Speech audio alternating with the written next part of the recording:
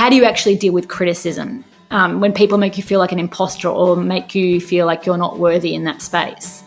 You must remind yourself of why you're doing what you're doing, and that is the most important thing. The second thing you have to say is you cannot control what other people think and what other people choose to share. And the quicker you get your head around that, the quicker you learn to silence those thoughts. Welcome to the Sam Gash Podcast. These are conversations with trailblazers, rule breakers, and those who pave their own lane and venture boldly into the unknown. By entering this uncharted arena, they inevitably stumble, yet they all display an ability to innovate and contribute, even when the odds are not in their favour. We skip over their highlights reel and go into the guts of who they are and what they believe in. I'm your host, Sam Gash, and I'm an endurance athlete, a former corporate lawyer, and social impact entrepreneur. It is my absolute privilege to create the space for these guests. If you found these conversations to be of value or have any feedback, please subscribe, rate, and review, and I hope you enjoy.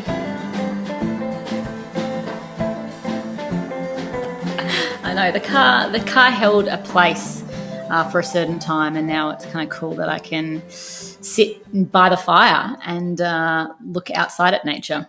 Yeah, well, you have a beautiful home for it, so I would be trying to spend as much time as I could there. Well, we don't really have a choice now. It's a very good point, actually. We've been knuckling, really dialing in on how many people are we seeing just indirectly. And, I've told you before, lucky we live in a national park and you're kind of in isolation regardless. But I was trying to count on my hands, how many people do we really see a day? And just to think of what is your real exposure to risk and what can you mitigate?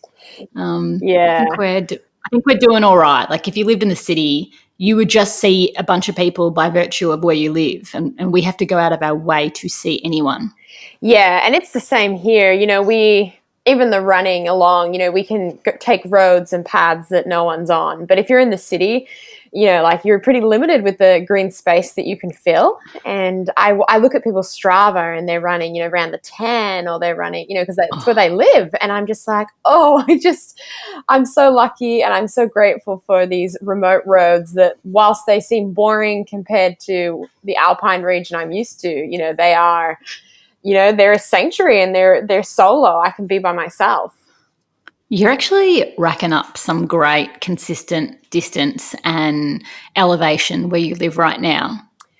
Yeah, I have never spent so much time on Strava, on their routing system. It's kind of, and just been if I take this road and then seeing what other people have done and tapping things together. It's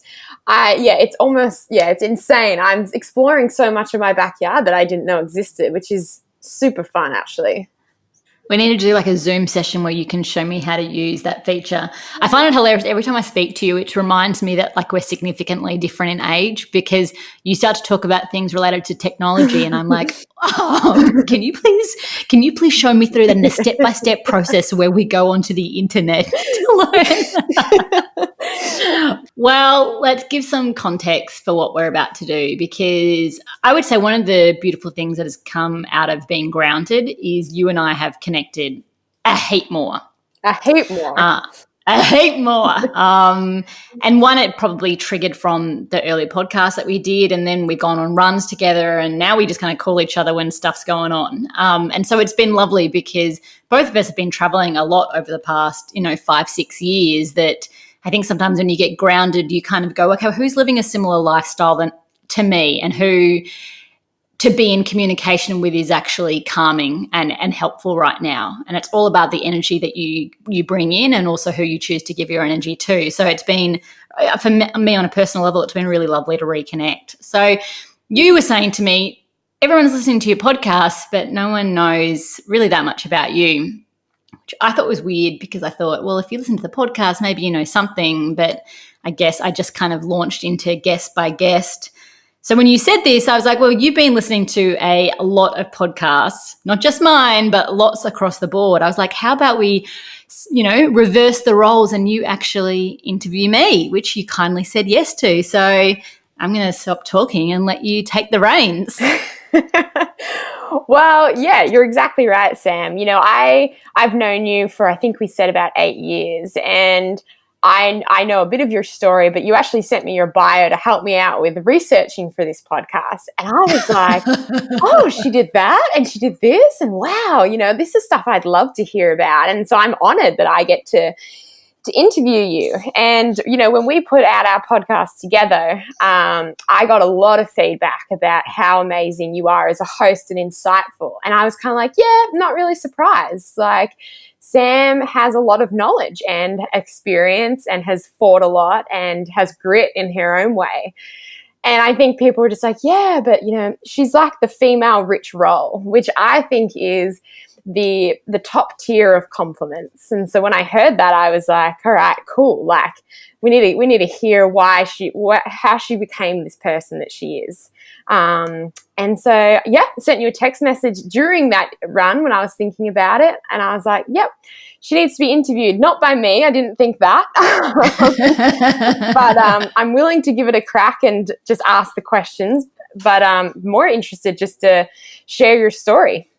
Well, I want to say thank you. And I also, whoever kind of gave that incredibly amazing compliment of even remotely comparing me to Rich Roll, thank you, because I adore him. And, it was a privilege to be on his podcast and to now be able to stay in communication with him since then. So, yeah, that's lovely to hear. Yeah, that's definitely a good podcast to check out is Sam's one with Rich Roll. So that's also one. Lucy's going to trumpet. Yeah, you wait for this insightful conversation. Cool. So I wanted to start with all the hats that you wear, because I have, from the moment I've known you, you've kind of evolved a lot, but also you just like constantly coming up with ideas and moving in different directions and paving new paths, which I think is, to me, it's something that's really inspiring, because I really wanted to kind of move away from being just an athlete, because it's not a super sustainable lifestyle, and it's just more fun to make it more than just about running for yourself or running for your sponsors or money. So I kind of listed out Sammy G hats that she wears, and I go, you're obviously a child, you're a sister, you're a student, you were a lawyer, you're an athlete, you're a public speaker, you were on reality TV, you're an entrepreneur, then you're a mother, and of course you're a podcaster. So you have all these areas which are just so interesting, and I'd love to kind of know, like, what was child Sammy like, and then moving into being a student, thinking about going into being a lawyer, and then completely switching gears and going, I'm going to be an athlete. And then going, well, okay, like, where did the change from athlete to going, I want to talk about what I've seen and what I've done and make a change in that way. And then entrepreneur, and obviously into motherhood. So can you talk me through like what that process was like, and what you've learned along the way? I can. It's funny because I actually have a very small head, like a pinhead. So the idea of like me having multiple hats, I'm like, I could never find that many hats that actually fit me. I always have to pick like the youth hat and then still draw like the drawstring to make it tighter around my little noggin. But I guess like at the beginning for me, I think curiosity is something that has been with me from an early age. But when I was a kid, I definitely wasn't curious about sport. I was curious about acting. I was curious about singing. Like, I was in the school choir. I was curious about like the school orchestra, but I was not actually very good at musical instruments. So they gave me the triangle. So I kind of like jammed on the triangle, and like they occasionally let me like knock the timpani and do a few little drum beats there. But I was in the orchestra. But so I like to do different things. And it was really only when I I guess if I was to go further back, if we look at the sporting domain, it was a space that made me feel very uncomfortable. And, I just think in Australia, and perhaps it's the same in the US and UK, but sport is a space that definitely builds your confidence. It also builds your popularity, because if you're good at sports, I think people kind of go, tick, this person belongs. And because I wasn't good at sport, and I don't really know why that was, like maybe it's because I was super short, maybe it's because I was uncoordinated. I didn't grow up with my parents being at all into sports. You know, my dad had polio as a child, and so still to this day, he has one leg that's shorter than the other and kind of limps as he walks. My mum, you know, she was into synchronized swimming as a kid, but she's never run a day in her life. So it's just not a part of like my family DNA to be in sports. And so I just would always avoid it. You know, when balls were thrown at me in like a basketball game or in softball, I would, as opposed to even try, I would just kind of avoid it. And it really wasn't until I kind of got into my early 20s that I just started to do a bit of a stock take on all the things that I was fearful of. And to be honest, there was a lot of things. And when I think of fear, I don't think there's an issue of being fearful of something, but if it's fearful to a point that you won't attempt or it's limiting what your experiences are, I think that sets you back of what you can draw from in your next step. And so I kind of had this like a little awakening as I was a university student studying a double degree in both performing arts and law. And I just said, if you think of a bucket list, if you think of all the things that, you know, would be really interesting, exciting, well out of your comfort zone and out of your norm, like let's just do a bunch of these things before you start to work as a corporate lawyer. And one of the things on the list was running a marathon. And it was, you know, for so many people who might listen to this podcast, like running a marathon might be, you know, something that you're so well versed with that you might not be able to remember like the terror of it in the first time. But it was very terrifying for me because I hadn't even done like a 5K fun run. But I thought that's the peak of endurance, of physical performance, and like to kind of take it to how I prepped for it. Like I didn't know anyone in my life who ran. So I like used the internet, got a program, methodically followed it, treated it like it was an exam that I was studying for. So I felt as prepped as I could possibly feel. And I stood on the start line of the race and I was running with a girlfriend. We didn't make this kind of promise that we'd stick together the whole time, but as the race progressed, we just were side by side. And the furthest I had gone in training was 32 kilometres. And I guess I was holding on to the fear of what it would be like once I started to pass that point. And I was thinking about it so much that by the time that I got it, like my entire body, as well as my mind, was in a block. And I looked at my friend and, you know, comparison, she just didn't look like she was in discomfort, which made me feel even worse. And I was on the crux of telling her that I was about to quit. And she just looked at me and was like, suck it up, princess. Like, we've got 10K left to go. And by fortune of being with her, I mentally and physically really got dragged to the finishing line.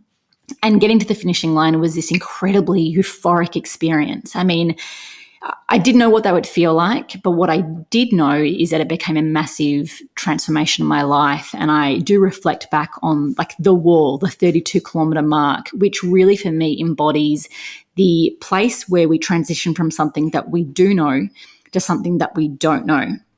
And so often in that place, it's very clunky, uncomfortable. It's the struggle, it's the discomfort. Some people can say it's the suffering, but I do believe that most people will quit in that space. And I realized that I never even got my chance to enter that space because I was fearful. And, you know, the marathon became this symbol of, you know, what else in your life haven't you done because of fear to not even attempt to enter the discomfort. I guess the marathon for me was like the trigger point of me wanting to explore domains that I wasn't familiar with. And reality is, and I think Emily talked about this, you know, once you go into a space that you're not familiar with the first time, every time after that gets a little bit easier. So you are correct in saying now that like I'm someone who kind of tries to pull different ideas, sometimes in different domains. Like I don't want to be just defined as a runner. I don't want to be just defined as a speaker or a podcaster. Like I feel like we can do all these different things. We can constantly evolve. And the digital age in which we live in, I really believe that if you want penetration for your ideas and connection with different human beings, you utilize as many different platforms as possible to share stories. And I think that's what I love the most. I love storytelling. Initially, I guess it was my own stories. And the older I get, the more fascinated I am about the intersection of other human beings and the planet. Yeah, I think that's like, I think that really comes across in the way that you have such a variety, even looking through your bio. the people that you've worked with and the charities and teams that you've fundraised for and the places you've run, they're very unique and very different and very diverse. So when you are doing this kind of thing and you're working with a team, okay, so at the moment I would understand that you have a bit of a team behind you. It's not just Sammy G, all those things above. Well, yeah, and this is something that I think the evolution of team, particularly when you move out of a conventional, maybe corporate experience and you kind of go like, I'm going to see what it's like to create my own space. I think early on, the majority of people would just be like, me, myself, and Irene is the entirety of the team. And for a long time, that was the case. And then I think the next evolution of it is I can't do all of this on my own, particularly if I want to do this impactfully and I want it to be tangible. So then you start to draw people in and collaborate with them. Neither person is taking an income from it per se, but you both believe in those things. And so it's driving forward your inner motivation. And so when I ran across South Africa and even parts of running across India, it was collaborating with like-minded humans with diverse skill sets. And so the guys that came out to film that run across South Africa, it was like really their first foray into trying to create, a documentary. And so they weren't being paid for the experience, but it was an experience for them to build up their repertoire.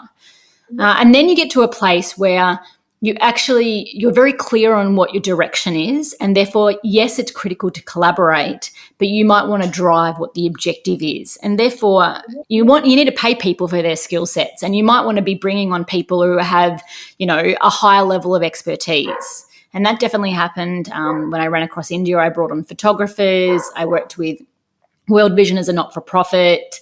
I brought in an Indian security team. So they're I consider those more contractors. And I remember a couple of years ago, I went to a Tony Robbins conference. I wasn't really sure about the experience, to be honest. Sometimes I don't like fads. I don't like when things get really popular. And so therefore I was like, I'm going to go because I want to see what's arguably one of the best speakers do their thing on stage. Whether I agree with everything he says or not, I want to see him utilize his craft to engage an audience. And I walked into that arena and I was like, do not judge, be open-minded, and then be discerning later on. And so I went in there and I jumped and I'm like, yes, yes, yes. And like Mark and I were jumping up and down like lunatics. And one exercise he got you to do was to list your worst case scenario and see it through to the very end. One of my worst case scenarios, which sounds so idiotic in comparison to what so many other people's might have been, but mine was, I never perceived that I will be successful enough that I'll be able to bring on a team. And then I was like, okay, well, what's the worst case scenario of that being true? And then I was like, well, then I keep doing everything myself. And I'm like, what does it look like if I keep doing everything just myself? I'm like, well, I won't be able to spend time with my son, Harry, and I might create tension with my husband because I'm not dedicating time to him. And then I was like, all the work that I do won't be as impactful and I'm really not capitalizing on other people. So I saw it to the very end, and the worst case scenario is that I broke up my family because I wasn't willing to be brave enough to bring on a team. And so then from that point, Mark and I had a conversation and we were like, okay, let's start to invest in building our team so we can start to spend more time on what we love and more time together. And so we brought on an EA, someone that we really, we now really trust. We have her for a certain amount of hours per week, per month. And if we go over that time, we can always agree to have her for more. Recently, I've brought on a publicist that I work with. I obviously have non-financial relationships with, World Vision as a partner. I have different sponsors that I work with, and I'd consider that I'm a part of their team and they're a part of my team. But I think the big question is when you are an entrepreneur, you will get to a point where you have to ask yourself the question, should I be bringing people on and how can that look? Yeah, I think it's so amazing because I talk a lot about on my platforms about having a tribe and, having those people that whether you're succeeding or whether you're learning or, failing, if you want to call it that they are there by your side. And, our relationship's super interesting because it's ebbed and flowed with life. I've gone traveling and kind of, dismissed Australia a little bit and then come back and you've just, constantly come in and out of doing amazing things, running across countries, and far more useful things than what I'm doing. No, not at all. Not at all. But I think that it's something that's really become apparent to me. And I think what's really been awesome and probably the best thing that's come out of being on your podcast and then really holding on to that connection is that we share so many things. You're kind of just 10 steps ahead of me in terms of you've been where I've been and you've moved forward. And I think even someone like my dad is really, really happy that we are connecting, because I think it gives him, just like I've got someone who kind of understands what I've been through, where I could be looking to go, and, you know, not to, like you say, to be led by fear a little bit. You know, I'm kind of someone who I do know what makes me comfortable, and I'm pretty happy with this, you know, this isolation or lockdown, because it's just like, there's nothing uncomfortable about this. I just kind of rise, rinse, repeat in terms of it's very in my habitat. But I think that's really cool to be someone close to you and close enough that you can kind of just come up with these ideas and send me a text, and then it's like, oh, okay, like let's brainstorm this. Well, I mean, it's so nice of you to say. I love your dad, and I've known the two of you in the trail running world for so long. And you're right, we've kind of our ebbed and flowed our relationship purely based on geography and like what we were focusing on. But again, like this time distilled what's important and who you really connect and vibe with, to use that very kind of fluffy word, we vibe with each other. I think the older you get, and maybe you don't even have to be old to realize this, but you start to realize who you want to share experiences with. And I'm not interested in doing these like solo things so much anymore. I think when I was young and I was so much trying to work out who I was, I needed to individually test like my mental and physical capabilities. And I actually think that's a really critical process to do when you're younger. You need to know how far you can push, where you need to pull back. It makes you a good person to be in partnership with because you've tested yourself beforehand. But for me, there becomes an evolution where it's like, how can I be very clear of what I'm good at, where I have deficiency is, and then partner with people who we have the same vision, but we can bring different things to the table. And it's just fun, it's exciting, and it makes you feel a part of something so much bigger. And, you know, that's why since our podcast, like I've been like, what do you think about this? What do you think about that? What do you think about this? And it's, you know, whether, or, you know, I always sometimes say like 10 ideas go up in the air and maybe one or two actually land. And ideas need to ferment in order for them to truly come to, you know, to the flourish. And this is what I have loved about the podcast. And so everyone who's listening to the podcast, you know, because of you, the podcast keeps going because it feeds my excitement to chat to more people, because I feel these incredible stories are being listened to all around the world.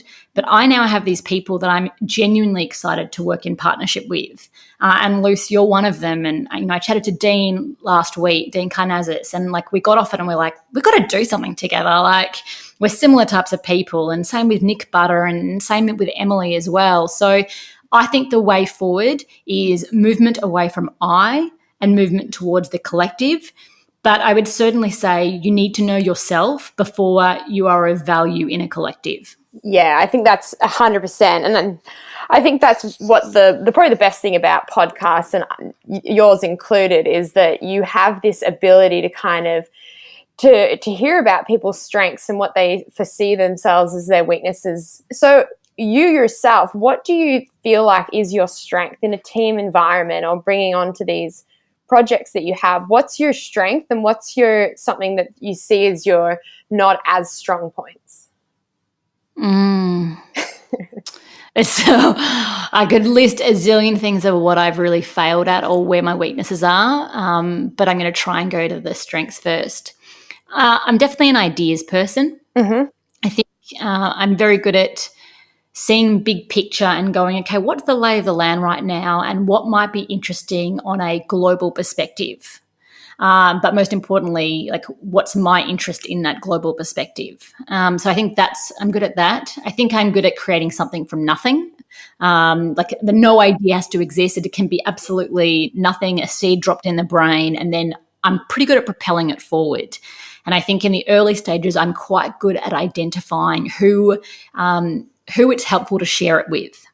And I have learned through experience that you can't share your ideas with everyone and expect for them to move forward. So a good step in like idea fermenting is to know that some people will want to crush down your idea, perhaps not intentionally, but they're like a naysayer, or they always like to tear something apart. There's no point tearing apart a raw idea before it becomes something, because it's in its infancy. You need to like nurture that idea like you need to nurture a flame. Let it kind of raw to a certain point till it kind of looks like something, and then become analytical. So that's kind of, I think I'm quite good in the early stages of going, who are my people to share it with? What am I not good at? I have sometimes made some bad decisions in who I've brought on in my teams, and I blame myself in that, not the person. You know, when I ran across India, I identified someone as my team leader, but I think because the idea, you know, I spent 2 years prepping the idea, and I probably should have brought on my team leader earlier so they understood the entirety of the project, so they felt empowered.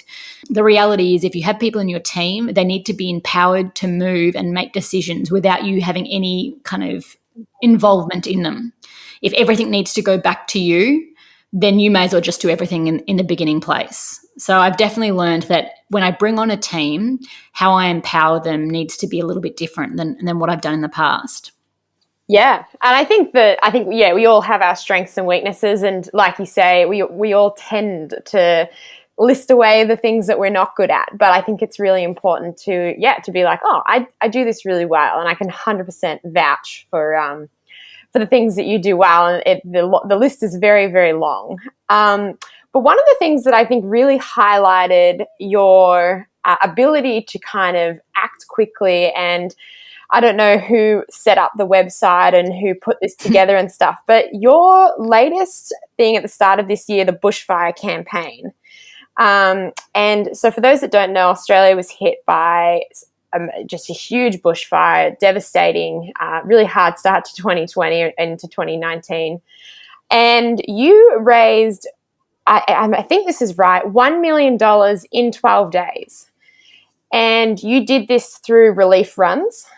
So running for a cause, people signed up. And I actually held one of these in Bright, one of the affected areas. And we ran in some very suboptimal, smoky air.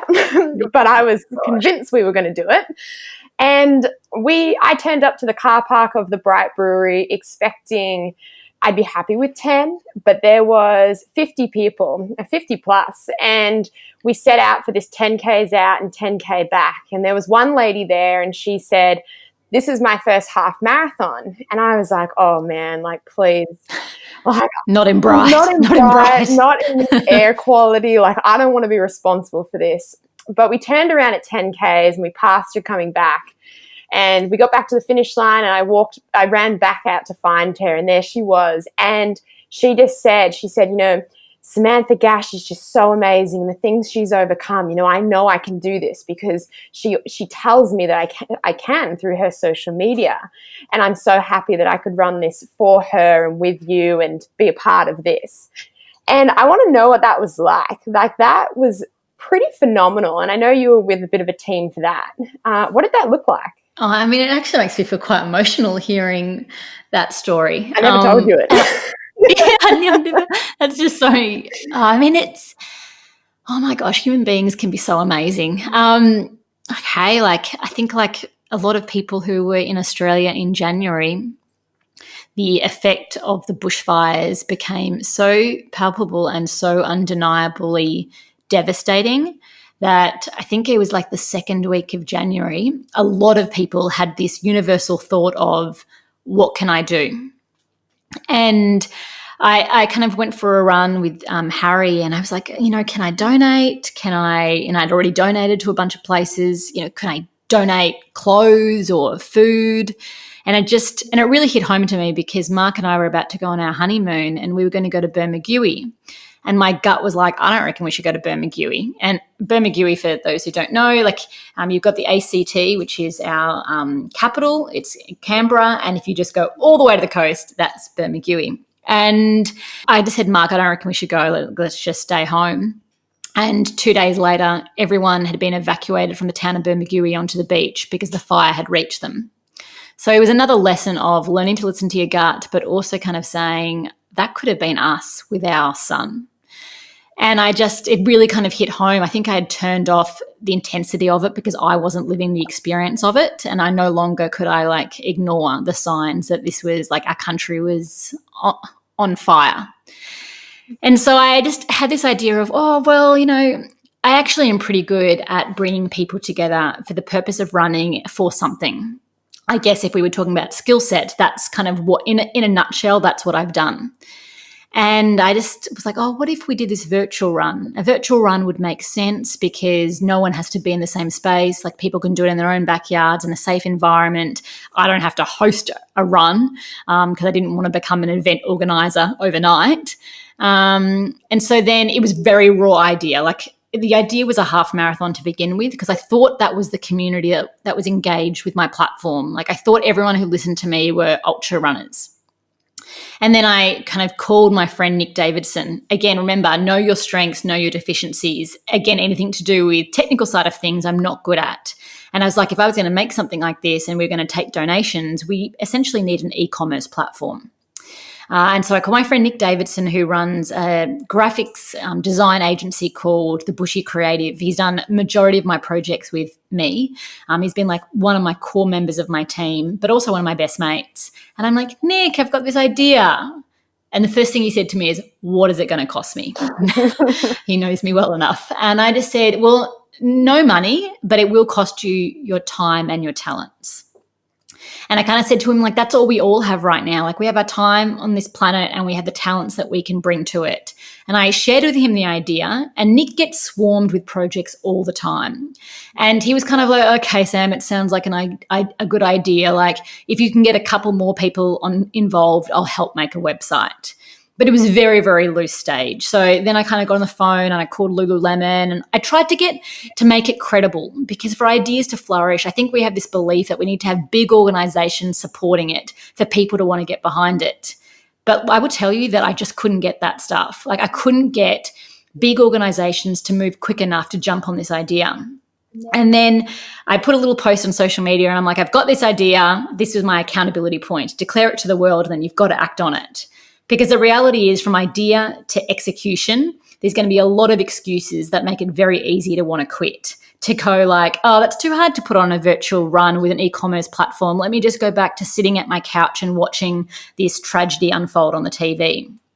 And so I needed accountability point. And I did a little video on IGTV holding Harry, one take. It was a mess. He was clawing my hair, but I basically told people about the idea.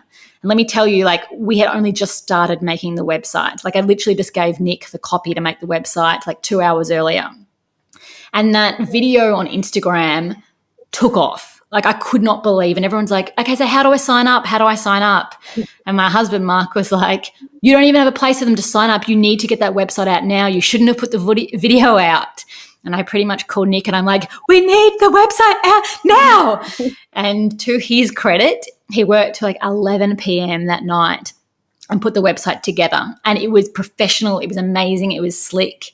And we had this conversation, should we post the website link now? And Nick's like, no one on my account's going to look at a link at 11 p.m. at night.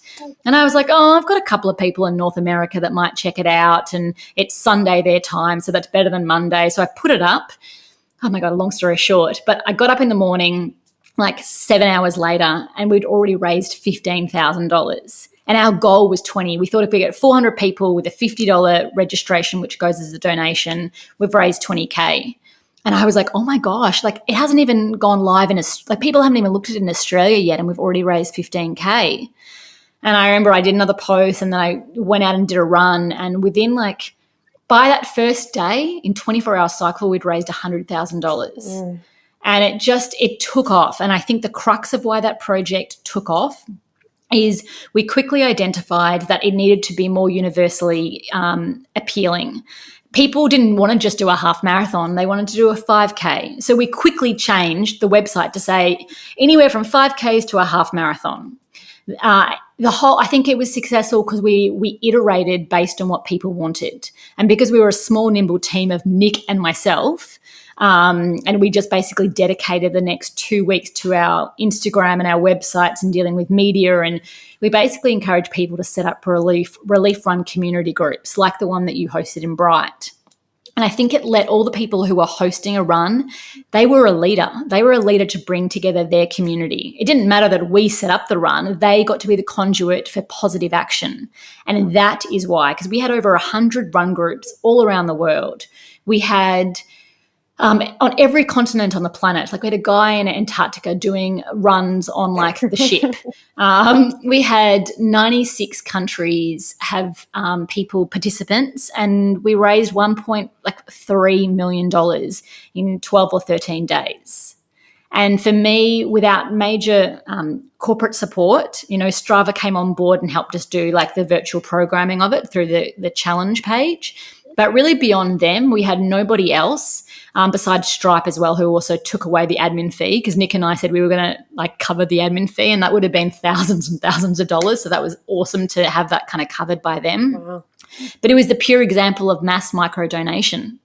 And if you give people a good idea, you market it in a way that makes them feel like they are a part of it and they are making the difference, it is incredible what they will do. Yeah, and I think, you're not foreign to raising money, and you've done it quite a few times, and you've always kind of taken people along for the journey. And whether that's running across India or running across South Africa, people have given to you, but they've given to you and the foundations that you represent with knowing that you will take them along and that they'll see your experience and they'll watch you push through and try and get up day after day after day.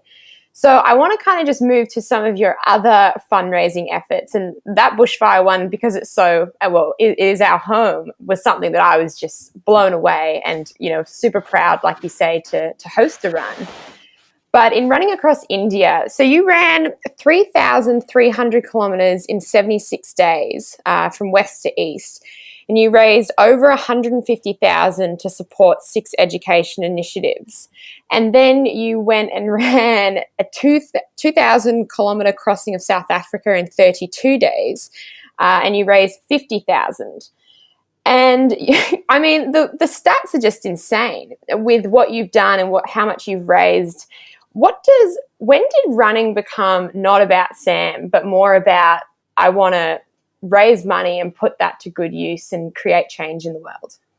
I mean, really from an early place, I would say. But it didn't become a focus till a little bit later on. And there is a difference. Like I think it can be an interest and a byproduct, but until it is a major focus of your adventurous pursuit, you probably won't make a huge impact in that space. And I'm not to discredit people who kind of tack on fundraising objectives. Whatever you raise is going to a great place, hopefully, and it's awesome. But a big shift for me is when I was like, yeah, the adventure is amazing, the experience is incredible, but I need to dedicate X amount of time if I really want to raise whatever is my fundraising objective, because it is really, really, really hard. Like the relief runs are the anomalies of the world. That was a combination of right timing, the best people working on it, solely focused on that for 12 days, and obviously it being global attention.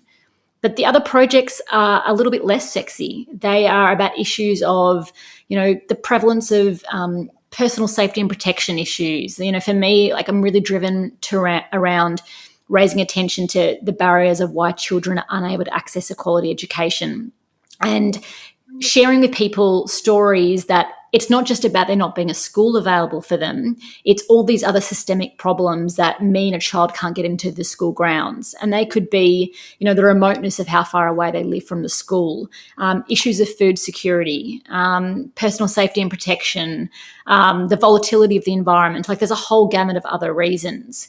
And when I ran across India, I really spent 2 years laying the foundation for sharing that story. And yes, there was the training, and yes, there was the recce, and yes, there was the logistics, but the fundraising was considered in equal doses, if not a higher dose. And, I studied a law degree back in, oh my gosh, how old? I started studying in 2003, and I studied for a decade. And I always saw myself working for like an international organization like the UN, or maybe a domestic organization working on Indigenous rights. But I did get kind of funneled into like the corporate space because I'm an A-type, somewhat competitive individual, and I just kind of moved on that conveyor belt of success. And it's not that I abandoned my interest of social impact. I just got caught in the rat race of perceived success. And so I worked in corporate law, and very quickly I became very unhappy being this incredibly small cog in a big machine and feeling like my connection to purpose and people and planet did not exist. And so that's when, I had already kind of tested my mental and physical capabilities through doing the 4 deserts. I knew how mentally strong I could be if I wanted to. And now I was like, can I use adventure as a vehicle for something else? And of course, I'm always tied to it, but for a reason bigger than myself. And I guess that's kind of been the pivot. And it's been over the last 8 years.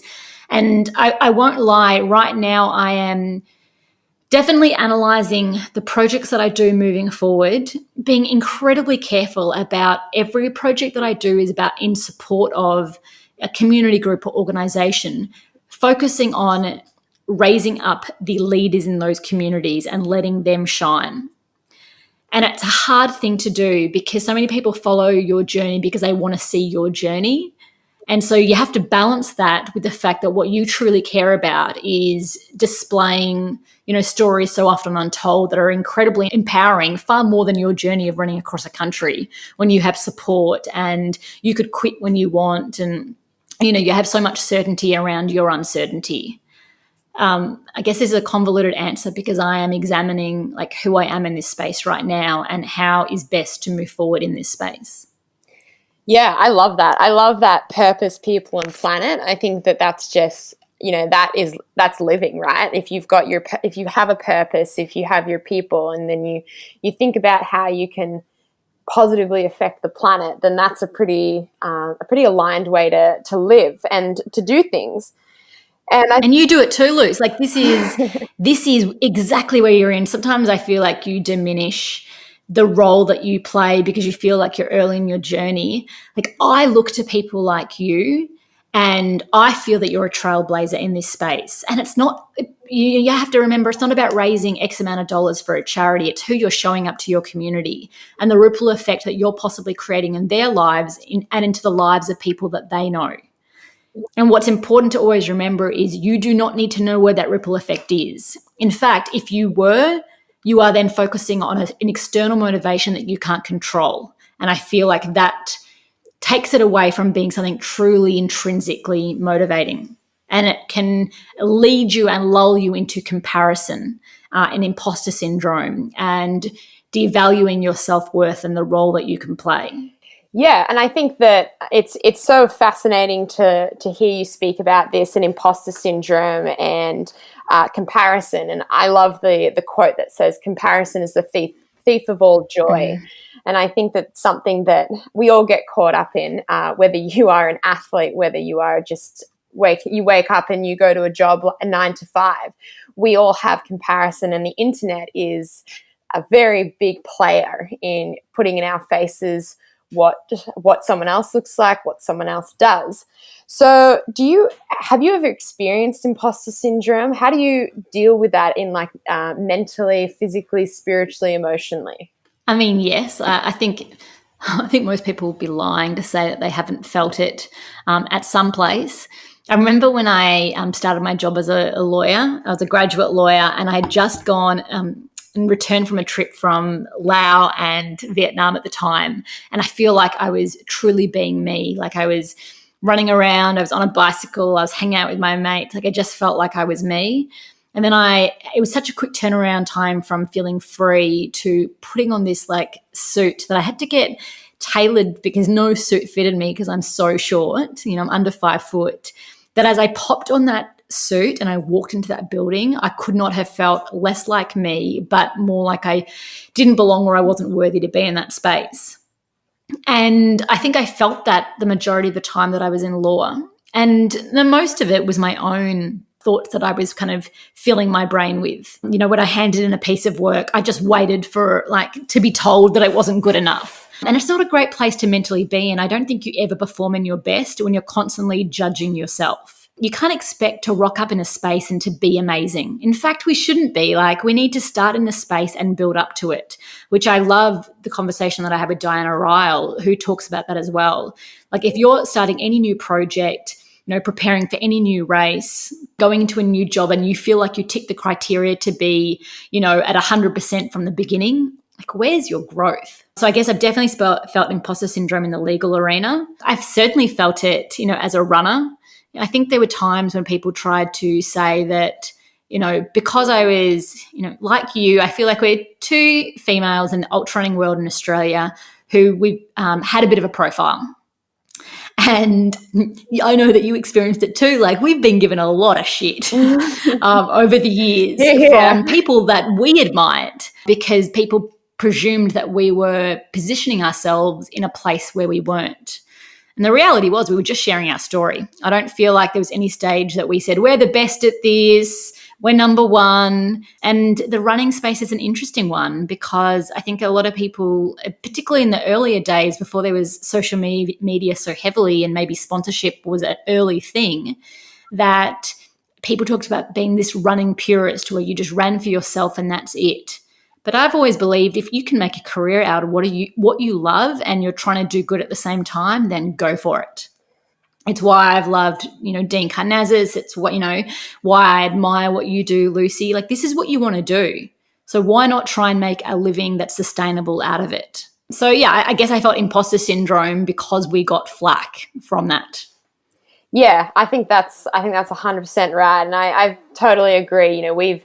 We've definitely copped it on the chin a few times, and it's actually really nice to hear that from someone else. And I know a podcast is coming between us, talking a bit about kind of what the running space does look like, especially within the female side of things, because I feel like there's a lot of lifting up that could be done.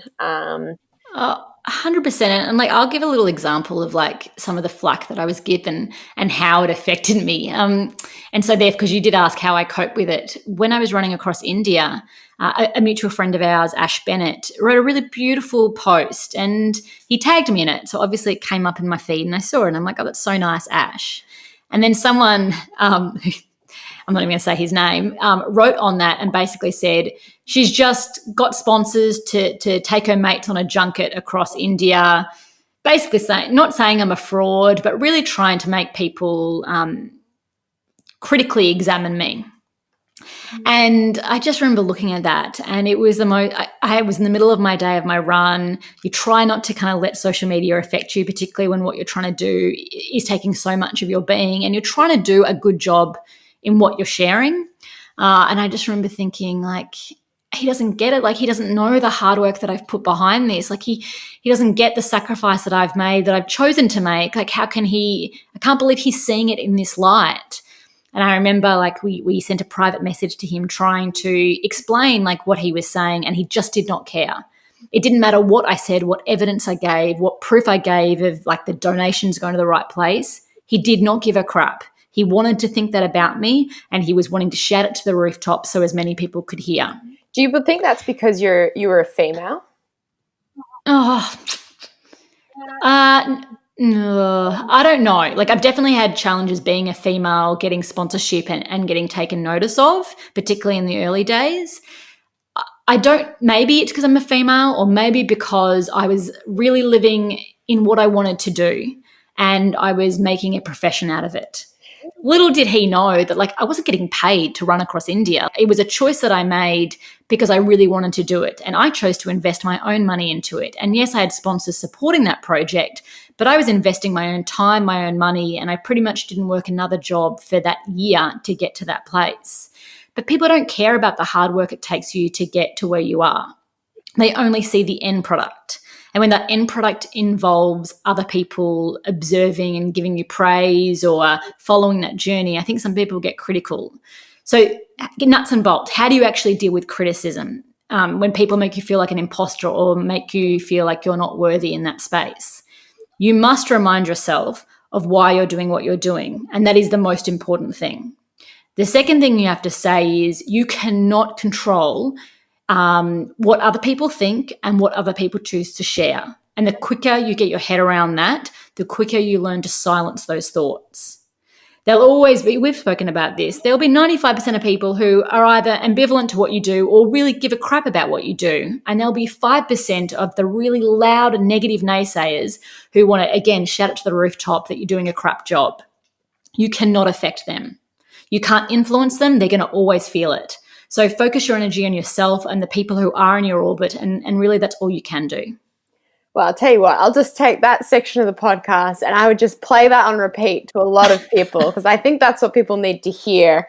I think we're all trying to please 100% of people, and it's just not realistic. And I've always been happy when we've been able to speak about that because it's something that I used to strive for, and now it's kind of like, you know what, like I'll do me, you do you, and I'll see you on the other side. Because I know the person that wrote that comment, and he's the same person that told me that I was dodging all the competitive races just to get easy wins. So he penetrated the space deeply, Luce.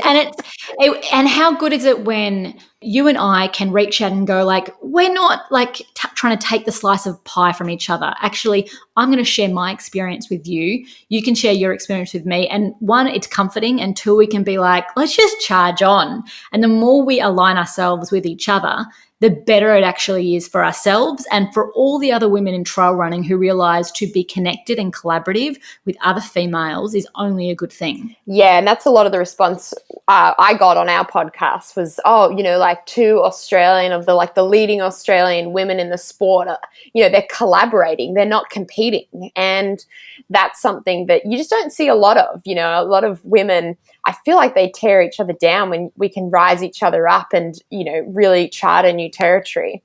But I will say I definitely don't consider myself in one of the two women in Australian trail running.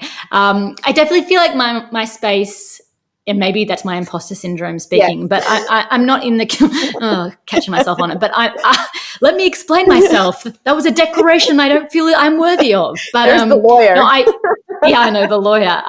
I want it to be placed on the record that I feel my space is more broadly adventure. It's like adventurous pursuit, and it can manifest itself in many spaces, from adventure racing, trail running, expeditions. You and I laugh that we still think a 5K park run is like a hardest thing that we'll do in training week. Totally. And I think that leads great into my next question. And yes, you do a lot of adventuring. And when I read through your bio, one race that I didn't know that you did was the La Ultra, which is a 222-kilometer race. It's in the Himalayas. Everything is above 5,000 meters. It can range from minus 12 degrees to 40 degrees of heat. And then you've done the 4 deserts, which is Antarctica, Sahara, Gobi, and what's the other one?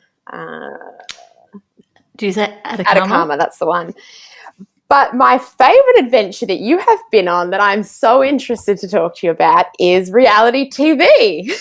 Gosh, I was like, let's talk about my 17 days on Survivor. Let's talk about this, because I received an email also being asked to be on Survivor. And I just completely thought it was the funniest thing ever. My dad was like, oh, you should ask if they'll take you for the Bachelorette. Oh, my gosh. Can we try and push that? Can you imagine? It would be like... It would be. I'm going to write a letter to Channel 10. I actually think you would be the best bachelor. Oh, yes. Can we please start a petition, ladies and gentlemen, those who are listening to this podcast right now? Lucy for Bachelor Australia 2021. Well, I'll tell you what, if it can lead me on to the Bachelor in Paradise and I can go to Fiji, I will be running around the island, swimming in the sea. I will be very content. I wouldn't talk to another person, but... You wouldn't drink enough to be on that show. No. Can I please have my non-alcoholic pina colada? Just give me the watermelon. Don't worry about anything else. So Survivor. So tell me about, I don't know how much you can share on this, but the process of getting picked for Survivor. I did see a little bit about it when I got the email as well, about kind of how long it takes before you actually go on and it begins. But what did you think when you got that email? Firstly, I applied. I didn't get an email. So I'm guessing that you got an email this year, right? Or the end of last year? No, end of the year before, 2018. Okay. Oh, yeah. I think. Okay. And did you say no or yes? No, I said no. I love it how I'm like trying to flip the interview to be more about you. So I applied. It was end of 2016 or moving into 2017, and I had just finished the run across India. And, you know, I will say I'm not someone that, you know, I don't feel like I need to top and do something extreme or crazy or harder after I finish something else. I have really learned in the restorative power of just being. And in fact, it's fundamental for calibration to nurture the areas of your life that you have not been able to look after because you've been so single-minded focused on a race or an expedition or whatever is your long-term goal. You know, since becoming a mother, I've really had to analyze my drive of single-minded focus. And I don't know if ever again I can have single-minded focus considering I now have a child. But in Survivor days, I was footloose and fancy-free. And when I ran across India, I dedicated 2 years of my life and every part of my being to that, to possibly the detriment of other areas of my life. So when I'm in this lull, I was watching like reality TV because I was just trying to chill, let the pendulum swing. And I watched Survivor and I was like, oh man, this game is like a piece of cake. This is easy. They're on an island. They get to do challenges, you know, and I just, and then that same thing in that week, 3 different people had told me that applications are open and I should apply. And I was like, oh, well, maybe that's just a sign that I've watched it. I thought it was easy. I thought I'd be good at it. And 3 other people think that same thing. And so I put the application together and very quickly I got a phone call and I actually thought it was Telstra. I remember I was driving from picking the groceries up and they called me and they started asking questions and I like, is your name Samantha? Is your date of birth? And I'm like, is Telstra? Like, this is really annoying. And then I cottoned on and I'm like, oh my gosh, you better sound a bit more official here. Like show a little bit more energy. And then I got another interview and then there was like a bunch more interviews, like lengthy process. And the whole way through the interview process, I was like, nah, this is not me. Like, I'm not going to go. Like, I spent so much of my career building up purpose and being honest and trustworthy and transparent. Like, I was clear enough to know that you have to kind of take away a lot of those values to go on a show like Survivor. But again, I got caught up in that like conveyor belt of success. I'm there and there's so many people excited about it that I started to get excited about it. And then the real clinker was one of the challenges in the audition is everyone had to like share a part of them and why they would win. And then everyone in this group audition had to say who they thought would win out of everyone. And like everyone in my group of like 20 bar like 4 people said they thought I would win. And I remember going, da, da, da. affirmation. And when they called me up and kind of said that I was in, I remember them saying to me, now, Sam, I know you've done some awesome things in your life, but this will be a great thing too. And I was like, cool, this is something different. Like this is something exciting. And like this will take me out of my known. And I think the experience leading into it was probably more exciting for me than the experience of the show, if I was to be brutally honest. You know, and this is where sometimes when you take on something new, it's okay to break it up to phases. And like the anticipation of preparation can be just of value as the experience of the actual thing. Because when I got out there, I really struggled. It's almost like it reminded me of being that kid back in the primary school, you know, schoolyard, waiting to be picked for teams. And, you know, back to my experiences of being really shit at sport, I was never picked. And I was just like, you know, it felt like the kid raising the hand going, please don't be one of the last 2 kids picked. Come on, pick me. And it just brought a lot of like insecurities of young Sam. And you know, I've built up so much of my 20s and my 30s to be confident and to align with people that are my people, like are my tribe, that I just didn't, like all the things that I'm good at in the real world was what stuck me out as being someone that they wanted to boot out. And as opposed to taking it as a compliment that they wanted to boot you out because they thought you were a threat, which is not a bad thing in the real world. I took it as you're not good enough. Long story short, so obviously the Survivor experience was intense for me, but I fell in love with one of my castmates. And we didn't fall in love on the show, which many people think, and they certainly made it to seem like that way. There was this one ad of of Survivor that was shown during The Bachelor, clearly trying to get the Bachelor audience, where they had me in slow motion looking up to Mark, and they had pedals going down the screen in slow-mo going, will their love survive the world's toughest game? And I'm like mortified. I'm like, of course I'm looking up at him. Like, he's 6'3" and I'm 4'11.5. Like, I have no other option but to look up at him. But it was true. And like, my biggest takeaway is just because an experience you do doesn't turn out the way that you hoped doesn't mean that you can't turn it into like what I call like the next best plan. And it became like the best thing. Like, if I hadn't have gone on Survivor, I would not have met Mark. He was living in New York at the time. I wouldn't have met Mark, and he is my person. I feel like I waited to my middle of my 30s to get married when I could have gotten married many times earlier with different relationships that I was in. But he's the guy that I'm meant to be sharing my life with. He's not just my husband, but I consider him like my thought partner. We share ideas together. We develop ideas together. We work from home together. We live lives in parallel, but we are fiercely supportive of us to each be our own person. And he's like, God, this sounds like a love song dedication. I just love him so much. All right, you ticked that off. You said that you love Mark, right? I feel like it's time to have a second baby on that note. I'm not pregnant, guys. I'm not pregnant. I thoroughly enjoyed. I didn't actually watch that season of Survivor, but let's not go back. This is not an invitation to everyone go back and watch my demise on reality TV, where I basically get shown to be a paranoid control freak. And this is for those who are in the content game, which a lot of people are these days. We can't be doing things in person, sharing our stories in whatever manner that we share them via YouTube or Instagram or Facebook or TikTok or websites or even on Zoom. If you focus on how you craft your own content, it's always going to be so much more powerful than someone else crafting content for you, whether that be mainstream media, reality TV. They can do whatever they want, and their agenda is to sell to mass. I believe sharing your story with a smaller tribe, but a loyal tribe that kind of is really into what you've got to share, is going to be worth bucket loads more than putting it in the hands of someone else. Yeah, and I think it's really interesting, like with reality TV and something like that. I mean, they can cast you any way they want to, and like you say, they can put petals falling in front of any gaze, and they can make you touching your hair seem like you do it all the time, but they've just clipped it together.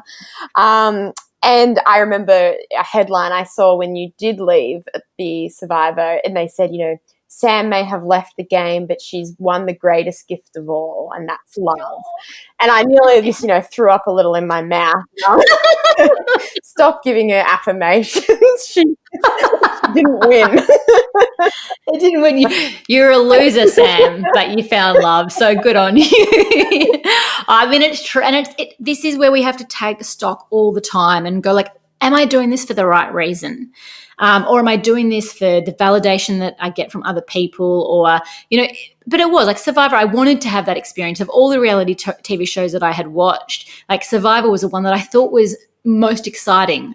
But sometimes what we look at it for, like, I now laugh at myself for thinking that, because when I watch the game now, knowing what I know, I'm like, why is it great for people to lie to each other's faces and that we glamorize that? Like, it's kind of fascinating to me that I thought that was a game that I would be best suited to. Yeah, and I fully commend you for putting yourself in that position, and like going back to being led by fear, having that fear of like, well, this is something different, and then putting yourself in that position. I mean, what's the worst case scenario? What, the whole nation hates you? And that, that didn't happen, but there was a period of time where people perceived me as a control freak. Yeah. And again, I have to look at it going, okay, am I a control freak? And this is a big takeaway for women. Like, how do we choose to describe ourselves? I gave them the sound bite for them to say that. They asked me in a pre-interview, how did you run across India? And I said, oh, I'm just a control freak. I work on every single element. I just make it happen. They extracted that one line of I'm a control freak and they used it in every single episode. But the reality is I described myself that way. And I think I've heard a lot of women say that about themselves. And what I would challenge you to say is I work really hard for what I want.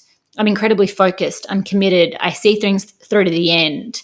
I'm able to pull a team together and we're able to make the impossible happen. I can go to the edge of the world with the right people with a good idea. We need to learn to talk about ourselves in a way that is far more positive, as opposed to trying to diminish our efforts. I love that. I think it's very easy to be someone else's biggest fan, but at the end of the day, all we have is ourselves, and we need to learn to be our own biggest fan. So on to that, I've got some, just to finish this podcast, with some bit more quick fire questions. Boom. Yeah, well, we'll see. Sam knows how to chat. So. Be your own biggest fan in this moment, Lucy. You can do it. We can do this together. So I am a big believer in gratitudes and greats, and I do it every day. And it's 3 things that I'm grateful for today, and then 1 reason why I'm great. And this is you being your biggest fan. Okay. What am I grateful for? I'm grateful for living in the Dandenong Ranges. Mm-hmm. I get to look at an incredible view. I get to run and not be around everyone, which is a blessing during this time frame. I'm grateful for you, that we've fostered a relationship after years of just kind of having, small talk, like to genuinely have real conversation. And I am grateful for the health of my parents, my son and my husband. I love that. And why are you great? Why am I great? I'm great because I'm just looking around my house to get inspiration. You can't edit this to make it seem like you had an answer really quickly. I am great. It's funny how what's this inspiration? I should be able to do this much quicker. I'm great because I move on things quickly. So I quickly heard on the press conference that masks were going to be made mandatory, and the second I heard them say that, I jumped online and I purchased this Indigenous print mask from a group of Indigenous women who are making them, and they're completely sold out now. And so I'm great that I move on things quick. That's awesome. Yeah, I'd love to see that mask. We need to see a selfie cool. on your Instagram, please. I will. It's awesome. I love it. Highlight of your life. Oh. I could say, so many mothers say this, and we say it for such a real reason. Like when my son was born, there's that 4 days that you're in hospital, you're so drugged up on, I had a C-section, so I was on a lot of drugs, but then also the drugs that come out of your body through having a child. It's actually magic. And so that's the best moment of my life. That's awesome. And in a podcast you did with Joe Grant, you said he was one of the people that you would have at your dinner table of interesting people. So you've got 3 more chairs to fill. Who would you put on them? Okay. I take these things really seriously because I don't really like dinners so much. I don't like to be at tables with people. I'd rather go for a walk, so I really need to like these people. Bear Grylls. Mm-hmm. Adore him. So you've got Bear Grylls, Joe Grant, 2 more people. My best friend, Kemi Nekvipil, because every single time in her company I learn more and I'm enriched by being her no presence. And the fact that I can't see her right now reminds me so much more how wonderful she is. So 1 more. I always want to be at the table with my husband. Doesn't matter when, where, always want to. He's always going to be at the table with me. And Harry can just be home alone. We'll just leave him in the car at the front. Window down. Said from the fact that I was the ambassador for never leave kids in the car. So obviously that's like a significant joke. But no. It's probably best Harry doesn't join us at the table because he's, pretty intense. And if I want to share the conversations of these people, I need to be present. And sometimes having a kid there makes that a bit challenging. Absolutely. Think of that table. Myself, Bear on one side, Mark opposite me so I can look into his eyes, Joe on the other side, and Kemi. That's like hot. Yeah, I tell you what, you've even got like the layout. You do take these things seriously. I think it's a good question to ask. And the reality is I know all those people. They don't need to be people that you don't have access to. Like the people that you can want to share space with can be people that exist in your life. I love that. I'll do the cooking. I'll be the cook for this table. I do feel like listen. Is it going to be vegan? Always. Is it going to be a meal made from your cookbook? Yes, absolutely. And when will we get that hands on your cookbook? This is a podcast about you, and I'm asking you questions. Okay. Who are you most looking forward to sharing a podcast in the near future? I mean, I have been so blessed with who I've had on so far. I try not to go too far ahead. I've reached out to a couple of people, but I don't want to go too far ahead because things change so quickly that if you hold interviews for too long, they very quickly are not relevant or there's significant changes in that person's life. So I kind of go 1 to 2 podcasts ahead. Who am I looking? I'm really looking forward to you guys hearing Dean's coming up. Both Dean Karnazes and Dean Leslie. They, Dean Leslie basically created Salomon TV, and I just think in terms of content and authentic storytelling about the human experience, there's no one better than him. So I'm just going to say who you got coming up as opposed to who I'm looking forward to chatting to. Yeah, I like that. I mean, Dean Leslie has an amazing South African voice that I think I could listen to for days. So I'm looking forward to that one. You like the South African voice, don't you? I do like the South African voice. I'm like, the things that this man must have. That's funny because doesn't Ryan Sands leave you voice messages because he's too lazy to type them, so you just get the voice messages from Ryan? Yeah, I just replay them, time and time again. If I feel lonely, I just Well, actually, talking about Ryan, I'm definitely interviewing his wife, Vanessa. So I think she's a firecracker, that woman. So I'm looking forward to having my conversation with her too. Oh, yeah, I'm looking forward to that one. And my last one for you is, do you have a quote that you live by? I know this is kind of a bit tacky, but I am not such a quotes person. Anyone who follows me online usually asks who says the quote because I don't always. You never give it. I remember in the early days, I'm like, give it credit. And now I'm like, it's just Lucy. She doesn't know. Okay, so I'm not really a quote person. I feel like I don't mind them, but I also feel like make your own goddamn quotes. That said, I used a quote today in my social media. So I may as well just say that. And this is not like my favorite quote, but it really it fitted well because today, I don't normally take part in like social media challenges, but there's that black and white, women supporting women challenge. And I found this quote and I loved it. The best kind of friendships are fierce lady friendships, where you aggressively believe in each other, you defend each other, and you think that the other deserves the world.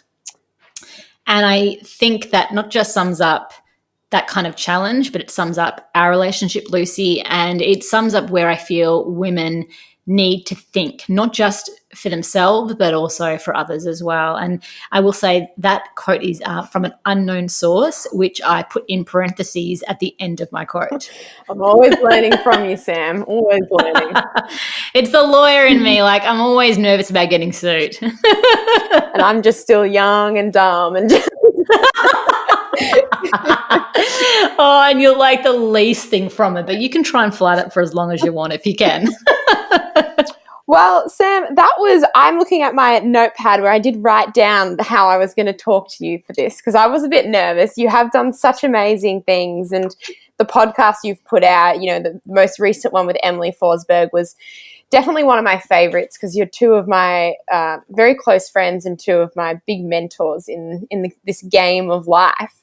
But I really want to say thank you for letting me lead the reins on this one, and being so open and sharing all aspects of who you are and what makes you you. And now listening to podcasts, other ones, I think people will have such a good understanding of why you are such a good leader, and you ask such insightful questions, and you can expand yourself and the listeners at the same time. And I think that's really cool. It's so funny because I feel a little exposed, even though I'm interviewed quite a bit on other people's podcasts, but to put this on my own platform where I never really wanted it to be about me. So I do feel it. I feel like, oh my goodness, I've revealed too much of me. And that, I want to thank you for, I probably wouldn't have said yes to many other people, but the way that you positioned it. And I liked the idea of like letting you do this, because I think it's kind of a cool new thing to have a little play in. And you're definitely listening to a lot of podcasts. So I think when you kind of expose yourself to an arena, the way that you ask questions, which as you did in this space, really leads to hopefully what people will feel is interesting conversation. Well, I think so. Well, thank you very much. And you can do the outro for this thing. Well, I'm just going to do it now so I don't have to do it separately. If you guys like this conversation, we would love for you to subscribe on all Sam Gash podcast platforms, but also rate and review. But no, guys, it's been a pleasure to be able to give you the 20th episode of the podcast. It's been a labor of love and learning and growth, and I'm excited to continue committing, giving you more podcasts of incredible people all over the world. So thank you for your support so far. And you can find Sam Gash at Samantha Gash on Instagram, Samantha Gash Podcast. She's also started the YouTube channel, which I would highly recommend you have a look at, and then badger her for things that you want. And if those things are co-created stuff with me and Lucy, we'll make it happen. Yeah, absolutely. Give us ideas. We're at home board, so anything you need. Oh, okay. Stopping this now.